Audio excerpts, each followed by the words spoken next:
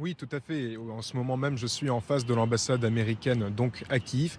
Et il faut savoir qu'il y a encore quelques minutes se déroulait ici une manifestation, notamment à des familles de prisonniers de guerre ukrainiens. Et il y a très peu d'espoir ici. C'est-à-dire qu'on n'attend pas grand-chose de la part des États-Unis, on n'attend pas grand-chose de la part de Trump. Quelques minutes avant que la manifestation se termine, certaines personnes ont vu sur leur téléphone l'image comme quoi le ministre des Affaires étrangères russe, Lavrov, s'est déplacé en Alaska avec un t-shirt sur lequel c'était écrit URSS.